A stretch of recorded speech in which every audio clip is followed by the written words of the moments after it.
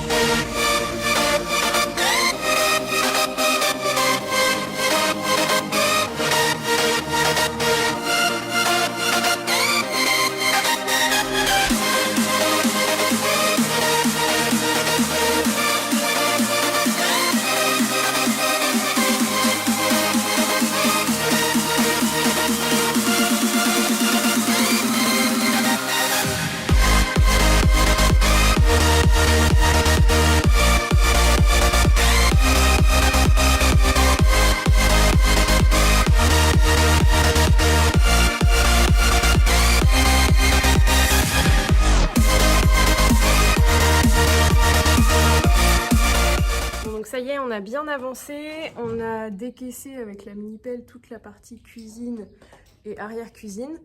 Donc ici, c'est toutes les pièces arrière qui seront décaissées un peu plus profond, vu qu'il y aura une marche entre le salon et la partie de vie principale et les pièces qui sont plus au nord de la maison. Donc là, on a décaissé 60 cm et sur les autres pièces, ce sera 40 cm. Donc pour avoir la place pour couler toute notre dalle. Toute la partie arrière qui fait peut-être une quarantaine de mètres carrés. On a mis 4 heures à deux, donc Xavier chargeait les mini-pelles et moi je les évacuais dehors. Et après l'après-midi, pareil, on a repassé 4 heures sur cette partie-là qui doit faire 36 mètres carrés. Et où là on était sur 40 cm à décaisser. Donc à chaque fois on se met le niveau laser et on essaye de le caler avec la barre qu'on s'est faite pour décaisser 40 cm partout. Donc voilà, on n'a pas trop été titiller les bords de mur pour pas toucher aux fondations des murs en pierre. Et voilà, c'est très physique, mais ça avance. Donc maintenant, on va s'attaquer aux parties intermédiaires et puis à toute la partie salon, salle à manger de 40 cm aussi. Donc c'est parti.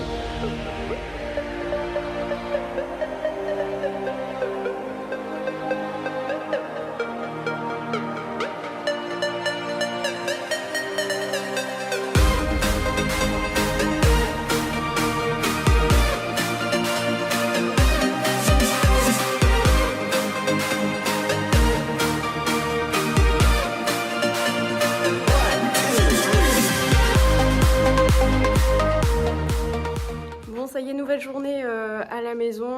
On a refait le point il y a quelques jours avec notre maçon, notamment sur le bord des murs, sur le décaissement, parce qu'on s'était laissé une petite marge de manœuvre en pensant qu'on allait tomber sur les fondations et qu'il fallait pas trop les toucher.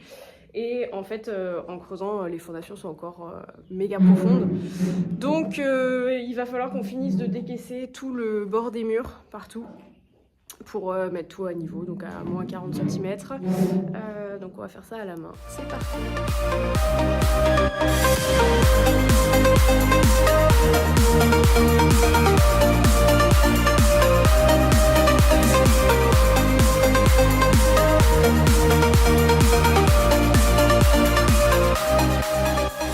Ça y est, on a fini de mettre au propre toute cette partie. Donc là, c'est la partie intermédiaire. On a allongé tous les murs là à décaisser.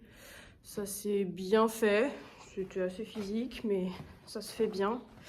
Et pareil, on a fait la moitié de la suite parentale. Tchac, tchac, là, tout ce coin-là. Et ce coin-là également, qui est bien fait. Donc il nous reste l'autre moitié à faire, à décaisser proprement. Et puis, on a décaissé aussi toute la future buanderie à la main. Celle-ci, on n'y avait pas touché à la mini-pelle. C'est celle qu'on avait commencé à décaisser avant de louer la mini-pelle. Et là, on s'y est remis, on l'a refini. Donc là, mission d'aujourd'hui, on aimerait bien faire toute la partie arrière-cuisine et cuisine. Donc la lisser proprement parce que pour l'instant, c'est un peu le Bagdad, quoi. Donc on va faire ça. Bon, la grosse question qu'on avait après avoir décaissé la maison, c'était de savoir si on faisait un drain sous le lit de gravier qu'on va faire. Autant dans la partie principale qu'on a un peu moins décaissé, c'est pas du tout humide alors qu'on a eu énormément de pluie ces dernières semaines. Autant dans la partie des pièces plus au nord qu'on décaisse un peu plus, qu'on décaisse de 60 cm, il y a des zones vraiment très riches en eau. Là. Ça fait hyper glaiseux et tout, c'est un peu... Bref, c'est hyper humide, donc je pense que sur toute cette partie-là, on va mettre un drain et sur l'autre partie, on n'en mettra pas.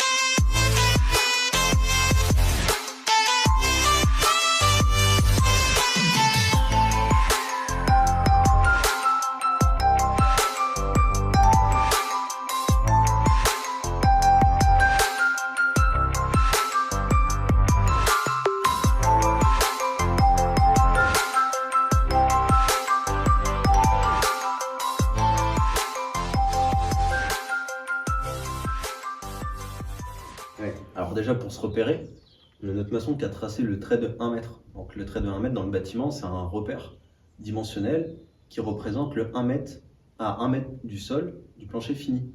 Donc là on se trouve pour notre cas à 1 mètre de notre futur plancher.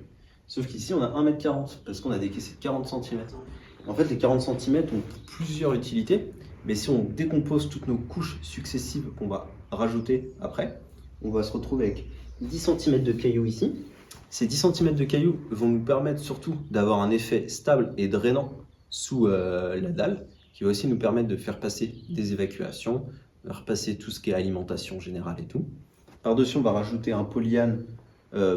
Au-dessus du gravier, on peut aussi rajouter un peu de sable, sûrement 1 cm de sable pour avoir une finition propre, pour pas que notre polyane en plastique qu'on vient poser dessus soit transpercé par le caillou, parce qu'on pose du 20-40, donc c'est quand même assez gros comme caillou.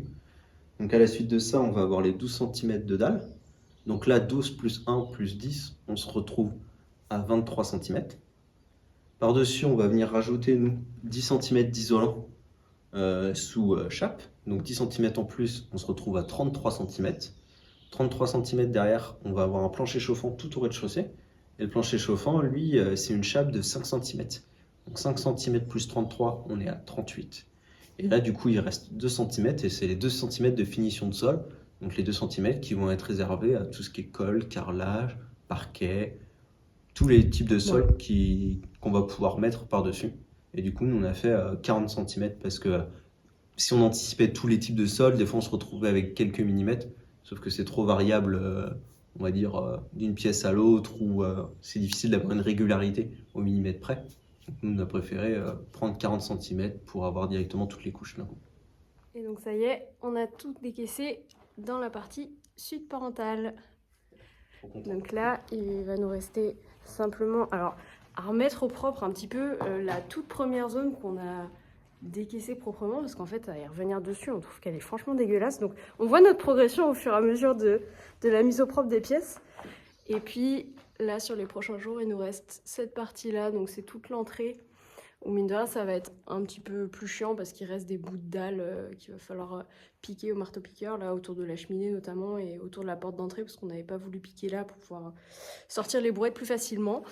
Donc voilà, ça va être la mission des quelques prochains jours avant d'attaquer les évacuations. Voilà, l'avancée du jour.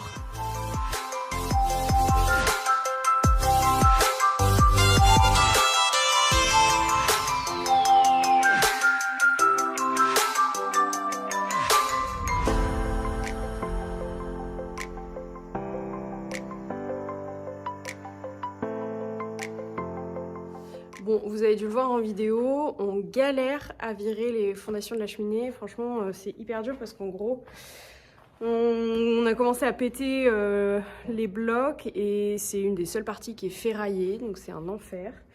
Donc là, l'idée, ça a été de contourner un maximum tout le bloc.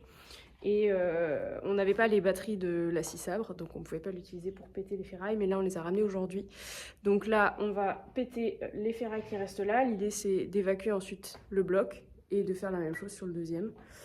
Donc c'est un peu chiant, mais c'est la seule technique qu'on a trouvée parce que sinon on n'arrive pas à le péter. Donc voilà. Et puis en parallèle là aujourd'hui on se fait la fin de ce coin là et voilà, on pourra dire qu'on a fini de décaisser la maison.